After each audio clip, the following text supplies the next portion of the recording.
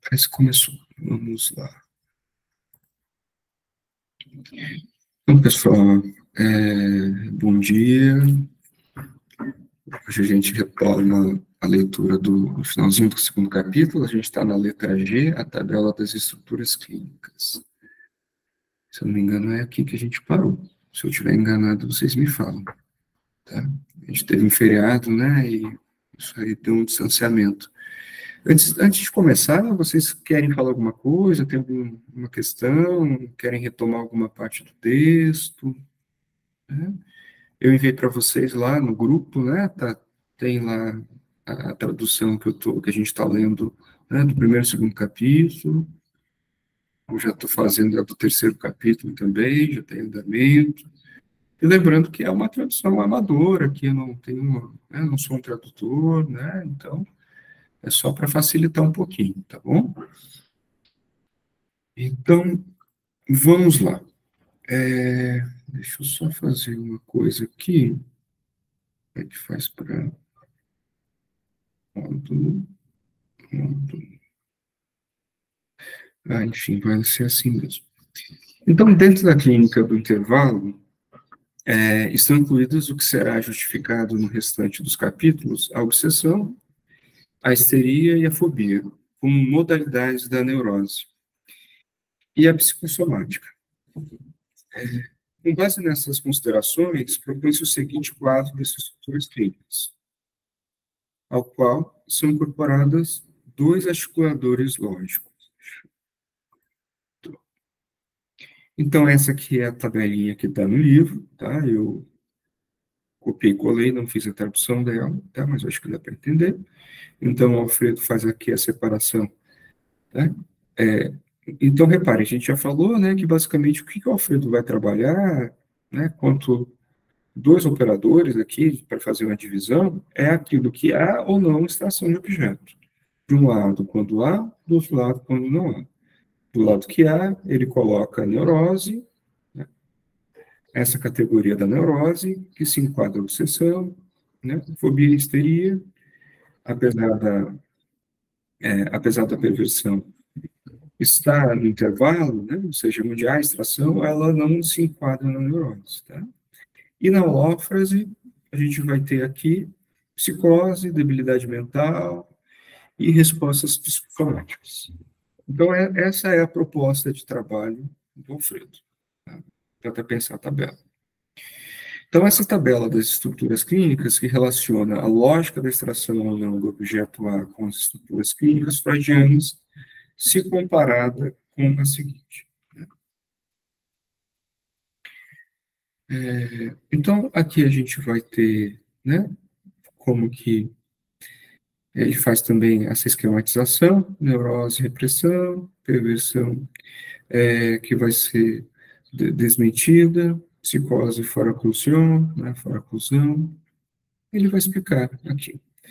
Então, uma lógica mais abrangente, uma vez que inclui e articula a debilidade mental e o fenômeno psicossomático, não compreendidos pela tripartição, neurose, perversão e psicose. E aqui vai uma lógica mais coerente, pois. Então, ele vai explicar, basicamente, qual que seria a coerência lógica, né, de pensar dentro dessa divisão. Então, neurose e psicose são articuladas através da distorção, como veremos em Verweffer. Né? Eu coloquei a tradução assim para quem quiser a forma de pronunciar alemão, porque eu mesmo tenho dificuldade, tá? Que pode ser interpretado como rejeição, tá? E, para Freud, fora oclusão para Lacan. Mas não proporciona diferença com a neurose. A relação perversão, e aqui eu pus também, já tem um tempinho, né? Eu sempre perco a forma de ler, Freud, traz nos desenvolvimentos freudianos contradições internas, como, por exemplo, propor a operação né, da recusa, da renegação, que Freud, né, em Freud, e desmentido a Lacan, como típico da psicose, e, além disso, não oferece a lógica da relação entre neurose e perversão. C. Neurose, perversão e psicose não é um quadro consistente em termos de suas relações recíprocas, pois deixa margem para confusão em relação à operação da metáfora paterna na perversão. O que levou a considerar, por exemplo, os perversos como psicopatas, transgressores, confundidos, em certa medida, com a falha na função da lei. O quadro baseado na oposição entre intervalo e holófrode inscreve a perversão como uma versão de operação paterna. 3. Então, aqui ele foi explicando, né, quais são as problemáticas que se apresentam em qualquer proposta, né, dessa tabela. Né? Então, por quê? Né? Eu acho que a gente pode pensar o seguinte, a ideia que o Alfredo traz, né, de intervalo e holófrode, né, a partir da extração ou não do objeto, ela vai fazer uma articulação entre as estruturas clínicas a partir de Freud, né? Ou seja, como que Freud estabelece, né, essas três categorias, né? Porque, de alguma forma, em Freud a gente teria neurose, psicose e perversão, né? E teria alguns problemas lógicos, né? Como é que fica a questão da metáfora paterna, né? Principalmente na questão da perversão, a coisa fica muito confusa, né? Tanto é que a gente às vezes escuta algumas pessoas que, enfim, eu já escutei, por exemplo, principalmente dentro de uma leitura milleriana, quase como um abandono da perversão e uma inclusão de uma psicose ordinária, como se ela tivesse ali também. Né? Enfim, né, não vou entrar nesse tema, mas né, o que o Alfredo vai propor é uma tentativa de formalização lógica a partir do fundamento da extração do objeto. 3. Que as relações entre os elementos na tabela das estruturas clínicas, ao serem lógicas e não descritivas, torna coerente outras condições fundamentais da clínica psicanalítica, como a escolha de neurose, uma vez que só é possível escolher se existe uma lógica que organize os elementos entre os quais se pode escolher. O sujeito escolhe sem saber entre modalidades de oposição lógica e não entre quadros psicopatológicos que desconhece. 4. A rejeição das noções de borderline, núcleo psicóticos e fora-oclusão parcial. A lógica do quadro implica na lei do tudo ou nada e seus elementos discretos, impedindo a concepção de quadros mistos. No entanto, não se deve esquecer que isso exige aceitar a inclusão de um não saber, em relação a muitas outras modalidades de sofrimento subjetivo. 5. Que a lógica implicada pela tabela permite conhecer, por exemplo, como a prática analítica pode desencadear uma psicose, por sua vez, dado que, quanto mais elaborada a lógica, mais cálculo possível. Permite o cálculo sobre a direção da cura e as intervenções a serem realizadas. E 6. A sustentação do não todo, que permite afirmar que nem toda a psicopatologia está compreendida pela lógica da extração ou não do objeto A. É o que representam na tabela os pontos suspensivos em ambos os extremos da mesma. Nem todos os sujeitos são perversos, neuróticos ou psicóticos. Então, aqui é a explicação a respeito, né, de como que o Alfredo organiza essa tabela. Eu acho que o que é ponto fundamental é que ele faz um deslocamento a respeito de uma estrutura clínica puramente descritiva para a partir de uma certa lógica. Ele também inclui dentro da tabela, né, algo que já está na teoria, né, que é o não todo. Então, nesse sentido, nem todas as possibilidades, as modalidades de sofrimento psíquico se enquadram nessa tabela, algumas ficam de fora, porque a psicanálise não dá conta dos todos. Né? Inclusive, né, ele vai falar mais para frente, algumas modalidades de sofrimento também, que a psicanálise trabalha, né? Não só as que a psicanálise não trabalha, mas a psicanálise também trabalha, não está incluída. A gente pode ver, por exemplo, a questão do autismo, não está aí, né? Então, há coisas, né, que não estão incluídas ali, tá? Mas isso entra também enquanto coordenado, tá? Por Alfredo. Então, nos próximos capítulos, destinados à análise da oposição entre intervalo e holófrase, será dada conta das relações entre ambos os campos. Mas, apesar de não esquecer que não há estrutura sem lei, não se afirmará que no campo da holófrase reina uma pura desordem, a pura ausência de lógica. Será postulada uma concepção de particularidade que contribuirá para a abordagem dessa clínica. Se a clínica correspondente à extração do objeto A é abordada na psicanálise como sendo caso a caso, uma clínica particular, a clínica da não extração do objeto A, será uma clínica da particularidade sem estrutura, o que será denominado singularidade. Se a clínica do caso a caso pode ser comparada a uma partida de xadrez, sendo cada uma diferente da outra, ainda assim compartilham o tabuleiro. As peças e as aberturas e os finais. No campo da holófrase, dada a ausência de uma estrutura legalizante, a partida é caracterizada por ser um jogo sempre diferente, onde o tabuleiro, as peças e as jogadas carecem de uma lei de funcionamento e limite. Tá, eu queria comentar isso aqui, que eu acho que é fundamental.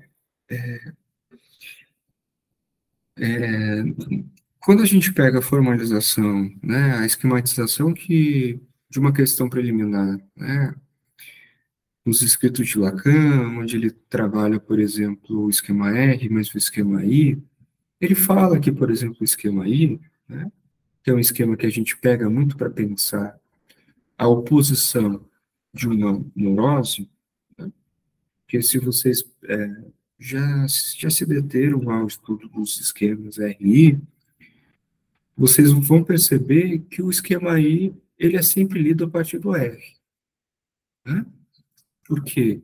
Porque no esquema R, o que opera ali é a legalização, né? Ou seja, temos ali P em A, temos o nome do pai, temos a inscrição, né? Temos a inscrição, a operação da lei, né? No que se refere à falta, que é estrutural. Temos, enquanto efeito, a significação fálica, né? Então, a gente tem toda uma legalidade ali colocada para pensar como se dá a realidade da neurose. Né? Quando o Lacan trabalha o esquema I, ele vai pensar um caso muito específico, que é o caso Schreber. Né? Tanto é que ele vai dizer assim, olha, esse caso é o caso Schreber, não é o caso para toda a psicose. Né? E aqui o Alfredo está colocando isso. Por quê? Porque para cada psicose, né, como que, fora a oclusão do nome do pai, né, vai ter como defeito a organização ali daquele esquema, vai ser singular. Né?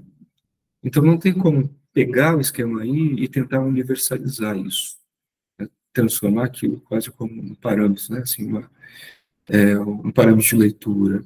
Né? Ele ajuda muito a entender, tá, as distorções topológicas, né, que são apresentadas ali, mas aquele é um caso específico. Né? É um caso didático muito específico. Tá?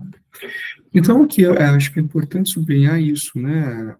A analogia que o Alfredo trabalha aqui, dizendo, olha, na clínica onde há a extração do objeto A, vamos fazer uma analogia com um jogo de xadrez, com peças, tabuleiros, né? Então, assim, a gente sabe que o cavalo ele pode andar, né, por exemplo, em L. A torre vai ter a torre, o peão, né, o bispo e todas as outras peças, elas funcionam, elas não podem simplesmente fazer o que elas quiserem. Então, há uma entrada, uma saída, uma forma de começar a partida, uma forma de terminar a partida. Então, essa é a analogia que ele faz em relação à extração do objeto, a clínica em relação à extração, e a estrutura em relação à não extração. Como é que você olha? Né? Ali a coisa não tem, né? Não tem uma legalidade, e é por isso que é chamado de singular. E ele também frisa o ponto que não é por isso que vai se operar algo, né, que não possa se ler também. Né? Então, vou continuar aqui. Então, apesar disso, para a psicanálise, na psicose não se trata de uma pura desordem. Já a denominação holófrase indica sua oposição com o intervalo. O mesmo acontece com a não extração do objeto. Além disso, para a psicanálise, o sujeito psicótico está imerso em um mundo essencialmente humano, conotado fundamentalmente pela linguagem, o que o leva a enfrentar 1. Relações com os outros semelhantes, né? É aquilo que a gente vai perceber desde toda a esquematização, desde do modelo óptico até, né, o esquema RI, né, a gente chega também no gráfico, porque o Lacan vai trabalhar com a e a linha, né, como irmãos, companheiros, amigos. 2, com os outros, né, maiúsculo, outro maiúsculo, significantes, como os pais, chefes, filhos, etc. 3, coordenadas intersubjetivas, como casar, formar-se, ter um filho, começar a perder o emprego, etc. 4, o vínculo com o corpo biológico, suas doenças, demandas, mudanças, como puberdade, por exemplo. Todas essas características do mundo humano, falante do psicótico, por um lado, limitam a ideia de que seu mundo seja um puro caos, mas, por outro lado, obrigam a estudar em cada caso a distorção que implica a falta de legalidade. O campo do intervalo inclui as estruturas clínicas de pleno direito. A linha grossa que o separa da holófrase indica a lógica que os relaciona, a distorção. Dentro do campo do intervalo, a linha que separa entre neurose e perversão também indica a lógica como se relaciona à inversão. Né? Então, quando ele está dizendo, né, enfim, a gente está vendo essa tabela aqui, com essa divisão entre intervalo e holófrase, né? Nessa divisão que ele está dizendo entre intervalo e holófrase, ele faz essa demarcação com essa linha mais grossa, ele chama isso de distorção. A gente pode pensar essa distorção dentro de uma topologia, né? Como que essa distorção, né? Que fica muito claro, por exemplo, no esquema aí. E depois, esquematicamente, ele vai fazer no intervalo essa separação, mais uma linha que ele vai estar utilizando essa linha, também vai ser pensada a partir, não de uma distorção, mas de uma inversão. Então, fica delimitado, fica indicado aí, né, duas questões que mais para frente o Alfredo vai trabalhar. Qual é a estrutura que corresponde a esta tabela? A estrutura desta tabela é comparável à famosa tabela periódica de Mendeleev. Nela, a lei do significante prevalece. Tudo ou nada. As linhas representam diferenças estruturais, embora nem todas da mesma natureza. Isso significa que os elementos, por motivo da estrutura, sempre serão e manterão o sistema de diferenças em relação, ou seja, a articulação. Então, aqui é um ponto importante, porque o Alfredo está trabalhando a ideia, de novo, de covariância, né, em relação a todos os elementos. Então, quando ele anteriormente disse que a holófrase está em referência à neurose, novamente, a gente vai somente poder pensar, o Alfredo vai de novo reforçar a ideia que a gente só consegue pensar neurose, perversão, repulsa lógica, neurose, histeria, né, lógica obsessiva, né, perversão, a psicose, todas em covariância. Tá? Não, a gente não vai pensar elas de forma separada.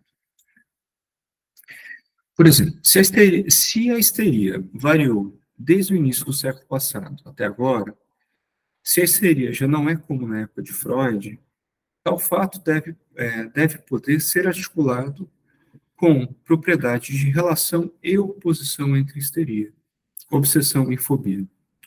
Há uma lógica da estrutura que justifica que a histeria seja aquela das estruturas clínicas que está intimamente ligada à história. A lógica que domina a tabela é da estrutura do significante, ou seja, é covariante. Então, é importante a gente lembrar que quando o Alfredo está trabalhando, né, isso, né, as estruturas clínicas a partir de Lacan, ele está falando o que é a estrutura, que a estrutura é do significante. Tá? E se é do significante, ela é covariante. Obsessão será um significante, histeria será um significante, fobia será um significante.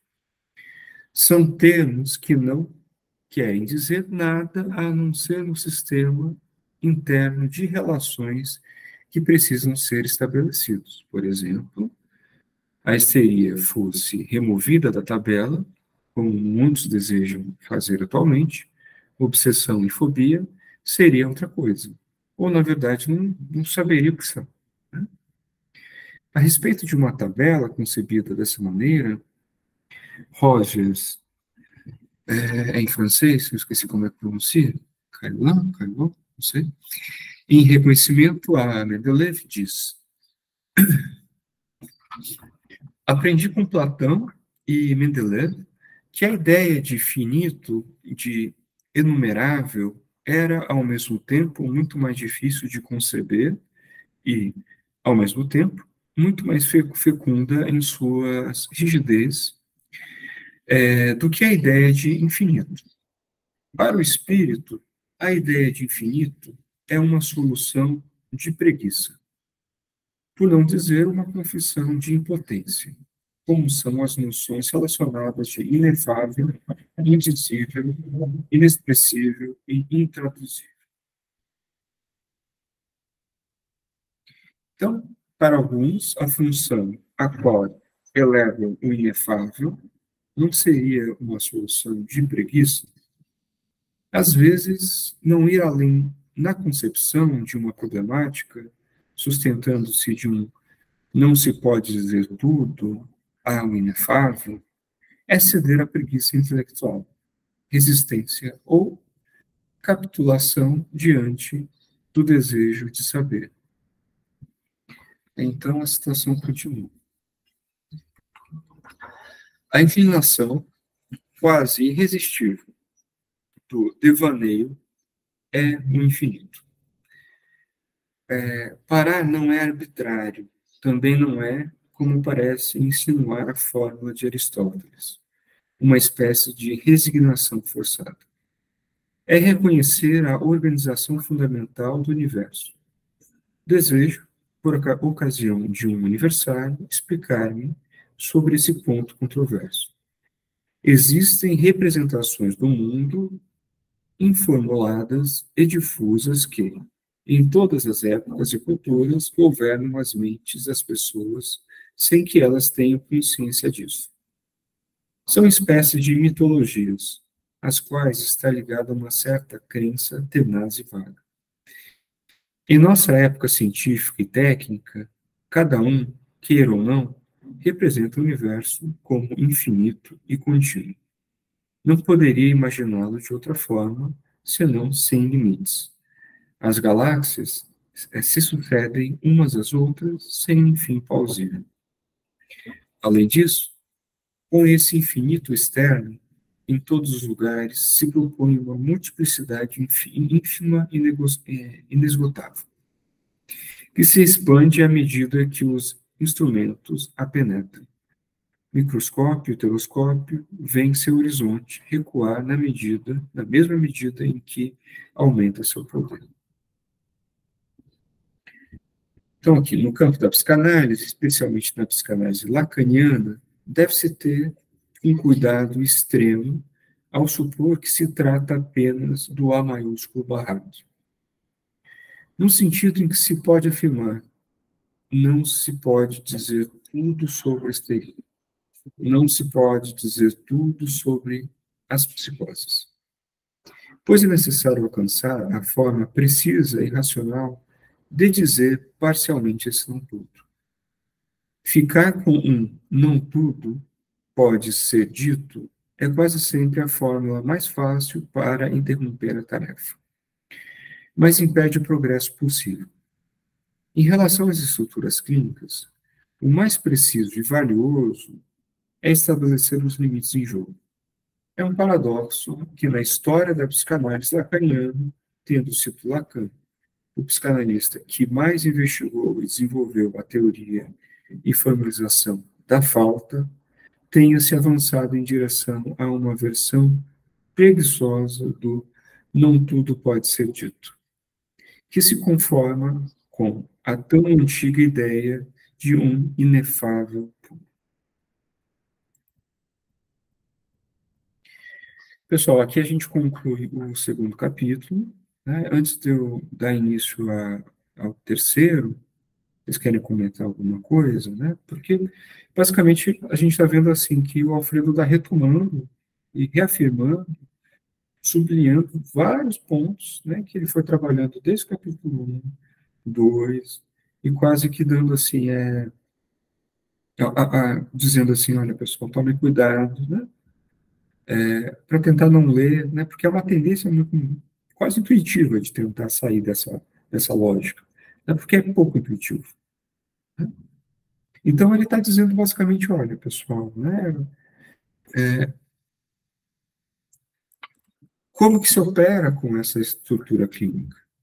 Né? Como se opera a partir de qual? Primeiro ponto, a partir de qual estrutura? A partir da estrutura dos significantes. Então, não é porque, né? Então, se a gente for pensar na estrutura, né? Dentro da lógica dos significantes, daquilo que a gente chama de grande outro, né? Daquilo que a gente chama de cadeia de significantes, tá dizendo assim, ok, existe uma falta, essa falta é estrutural, né? O não todo faz parte disso, né? E como que vamos operar com isso, né? Como que cada estrutura opera com isso. E ele faz um alerta, olha, não é porque já está posto de antemão, né, que há uma falta, e essa falta é estrutural, que a gente vai falar, então, já que a falta não dá para falar, né? Já que há essa falta, é algo do inefável, né? Então, assim, tá, tem algo realmente que a gente pode chamar de inefável, né? Mas isso é operável, a teoria opera com isso, né? Isso que é o fundamento aqui, né? Não é porque há uma falta estrutural que a gente não vai fazer com que isso seja logicamente operado, né? Enfim, vocês querem comentar alguma coisa desse capítulo que a gente conclui agora? Como é que está para vocês? Enquanto isso, eu estava me água.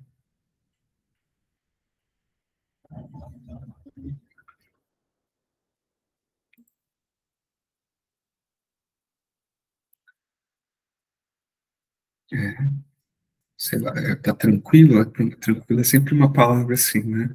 É bem legal de usar, eu adoro usar isso. Tá tranquilo, porque é uma coisa assim que provoca, né? Porque a gente Palavra sabe como forte, tá. né?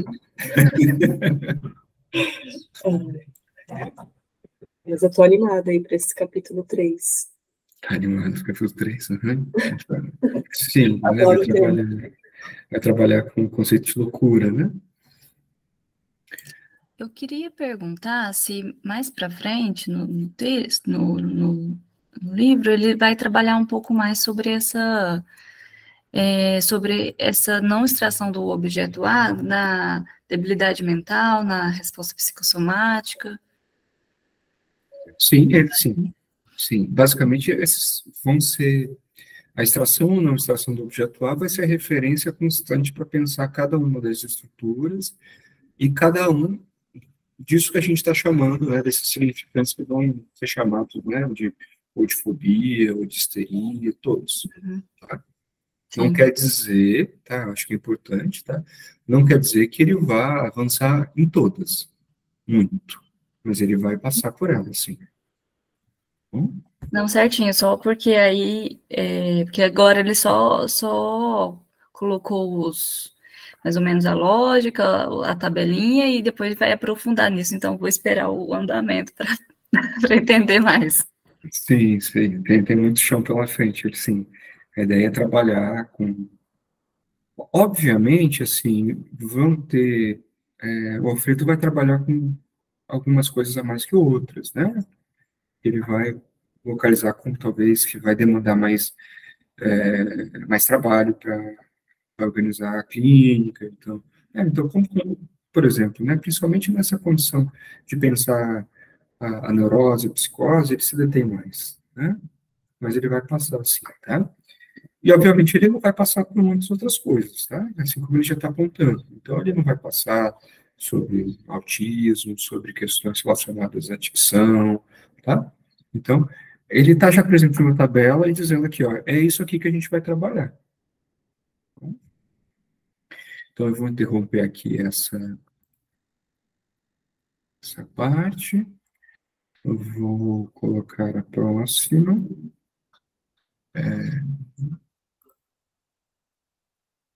Compartilhar.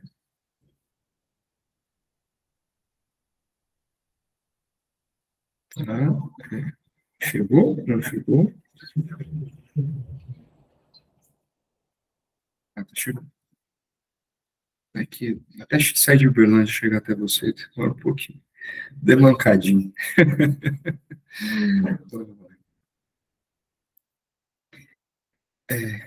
Tá, estamos aqui, então. A partir do capítulo 3, então, depois eu vou compartilhando com vocês, estou lá no grupo também, né? Como eu fiz anteriormente, eu vou compartilhando parcialmente o capítulo, porque eu não traduzi todo o capítulo ainda. E, então, ao final da tradução, eu compartilho ele na íntegra, tá? Então, esse capítulo, o Alfredo deu o nome de A Loucura, né? E ele vai trabalhar com esses tópicos aqui. A loucura e as estruturas clínicas, o diagnóstico hegeliano, a doutrina da loucura de Lacan e o diagnóstico lacaniano. Tá? Então, vamos lá. Ele coloca essa citação, nossa doutrina da loucura.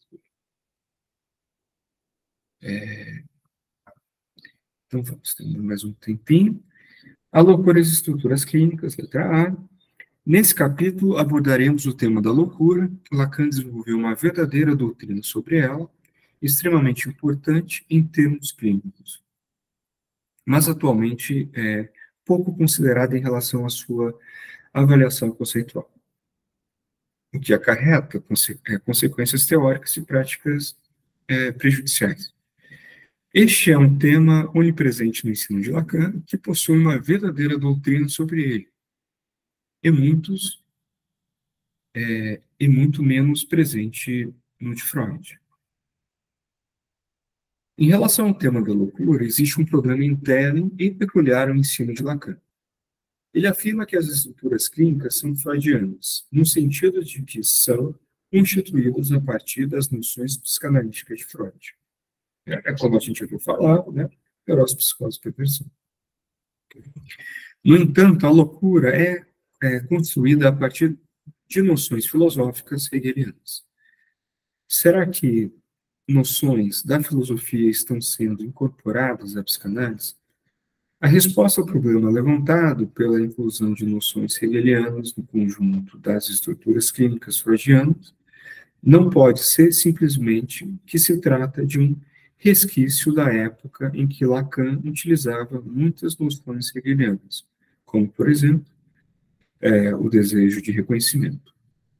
Isso ocorre porque, ao longo de todo o seu ensino, a loucura mantém um lugar central em suas explanações.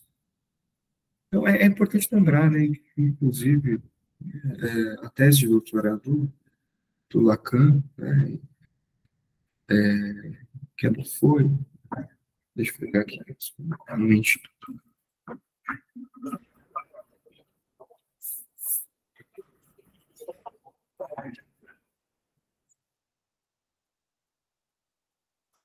não sei se vocês já tiveram a oportunidade de ler a tese dele, né, que que foi publicado aqui, esse livro aqui, tá? Que é da psicose paranoica, suas relações com a personalidade, e também tem aqui seguido de primeiros escritos sobre a paranoia. É um livro que foi é o nome da editora. Só um minutinho.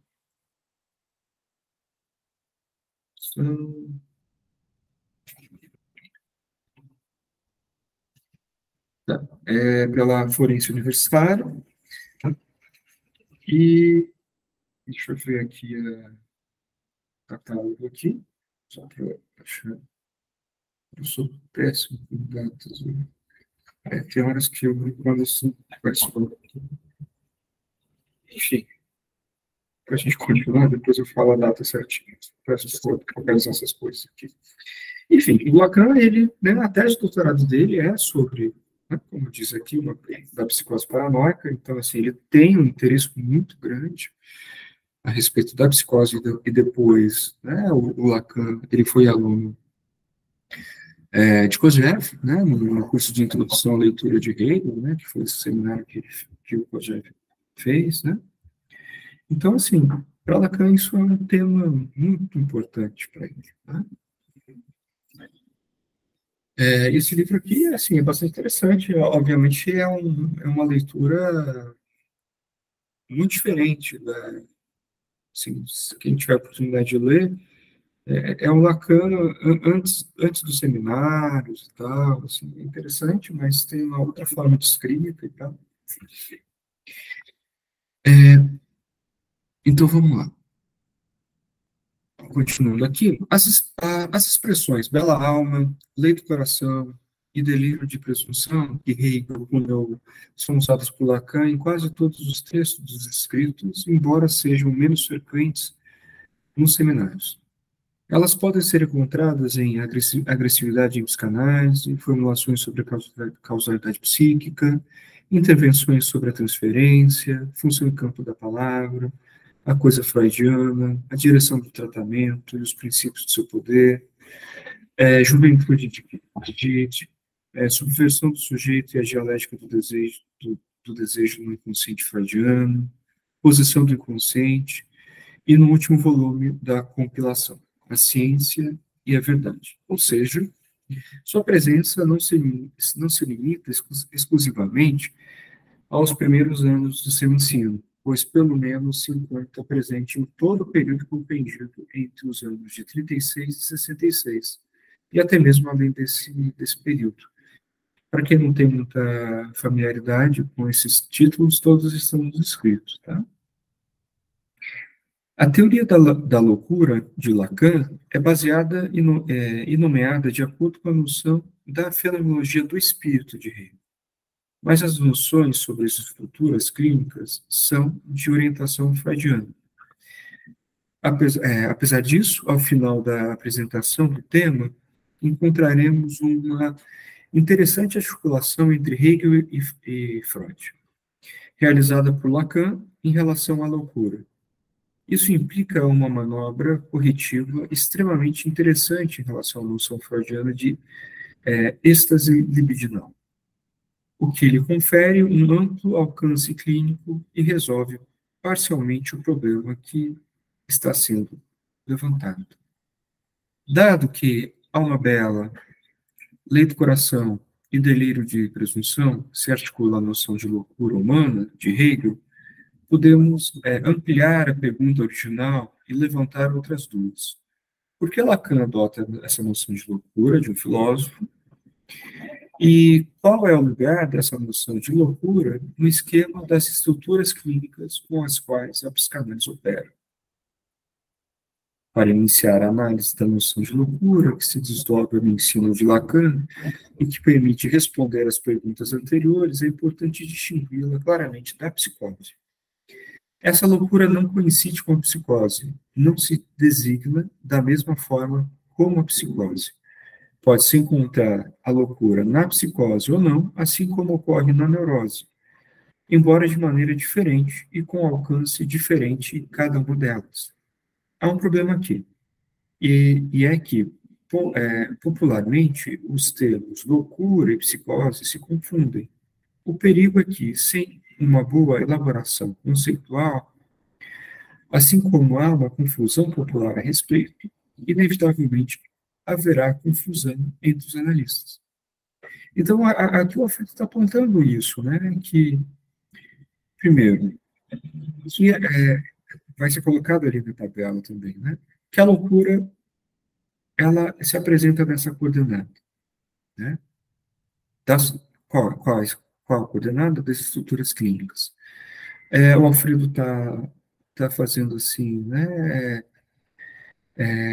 delimitando da onde vem isso, né, então, vamos pensar não qualquer loucura, né, quando eu digo não qualquer loucura, eu digo não qualquer conceito de loucura, mas sim o conceito de loucura que Hegel, né, apresenta, e faz a distinção, né, uma distinção que, enfim, não só como ele aponta o senso comum, mas os psicanalistas confundem loucura com a psicose.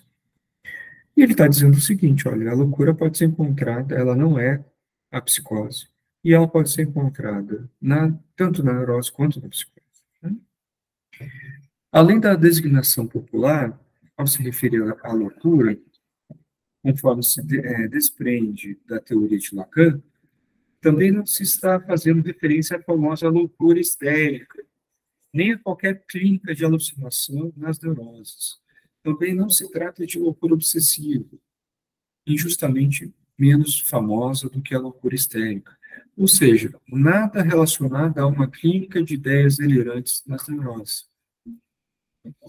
Então, mais um ponto importante, né, fazendo essa distinção da loucura, não está colocada a esses fenômenos que podemos, né, encontrar numa psicopatologia, né, descritiva, como um CID, né, alucinação, delírio, tá? É uma característica do ensino de Lacan. Fala, Gilberto. Só um certo esclarecimento, talvez, né? No parágrafo anterior, encontramos que há loucura, existe loucura na psicose, assim como existe, de modo mais atenuado, loucura na neurose. Aí esse próximo parágrafo, que foi o último, diz, mas atenção, não nos interessa as ocorrências X, Y, Z de leitura na neurose. Quer dizer, não podemos confundir loucura com psicose, mas a loucura que nos interessa, então, é a que ocorre em psicose? Não. Não, né? O que, no decorrer desse capítulo, o Alfredo vai, né, nas próximas letras que a gente for vendo, não, ele vai fazer uma distinção aí. Inicialmente, nesse capítulo, ele vai trabalhar o que seria a loucura a partir de Hegel, né? E ele faz uma distinção, assim, ele está querendo fazer... É interessante, né? Por quê?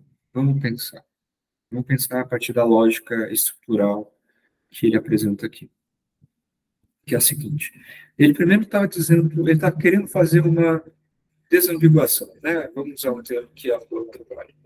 Ele está querendo fazer um trabalho de desambiguação, desambiguar o quê? A loucura com a neurose e a psicose. Tá? Esse é o primeiro ponto. Ele está dizendo assim, olha, a neurose e psicose é algo que parte das estruturas clínicas freudianas. E está dizendo, olha, a gente vai trabalhar com outro conceito que não parte das estruturas clínicas freudianas, que é a loucura. Mas que há um tanto de gente, um tanto de psicanalistas, tá? E até um tanto de antropólogos, sociólogos, né? Que vai pensar, não vai fazer distinção, né? Vai incluir uma grande categoria chamada loucura e vai tentar dar nome disso de psicose, etc. O que o Alfredo está dizendo, não, estamos trabalhando com categorias conceituais distintas. Tá? No entanto, né, assim como a gente pensa em tabela, e a tabela também ela é constituída a partir da estrutura do significante, a loucura vai ser trabalhada de forma covariante. Tá? Mas nesse primeiro momento ele está fazendo a desambiguação conceitual. Então ele está querendo dizer, olha pessoal, não misturem as coisas, tá? Vamos trabalhar o que é loucura partindo de Hegel. Tá? Não é loucura pensada no campo freudiano. Tá? Essa é uma novidade lacaniana, né? O Lacan foi em Hegel buscar um conceito, e obviamente formulou um tanto de outros conceitos, mas partiu não de Freud, mas de Hegel. A Jéssica falou alguma coisa aqui, deixa eu ver.